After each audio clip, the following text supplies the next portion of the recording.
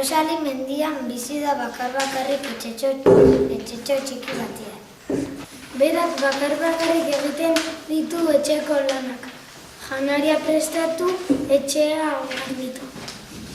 Arrosaliren lagunak kalean bizi dira.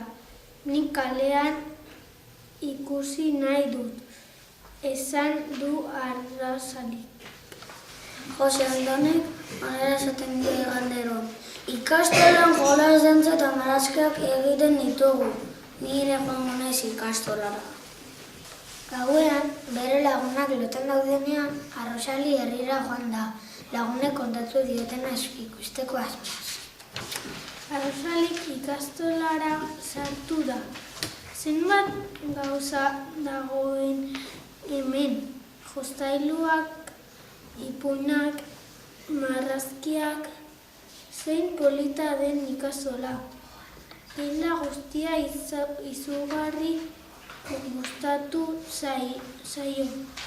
Denak ikusi ondoren loguratu eginda eta epeletan lo egiteko armairuan sartu da.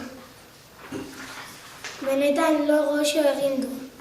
Gau txiluago izan aurrak gelara sartu direnean.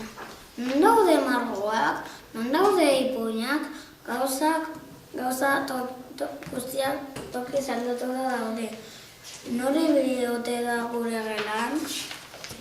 Gelako armairu barruan norbait dagoela konturatu dira eta horregatik atea ireki dute.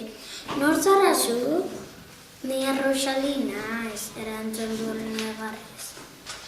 Armairutik irten ondoren ikastolara ikusi nahi nuen eta horregatik etorri naiz.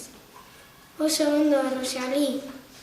Nahi alduzu gu bezala egunero ikastolara etorri? Bai nahi dut, egunero etorri naiz, hau oso polita da. Eta ordutik egunero bere lagunekin ikastolara joan da poz-pozik. Amaiera!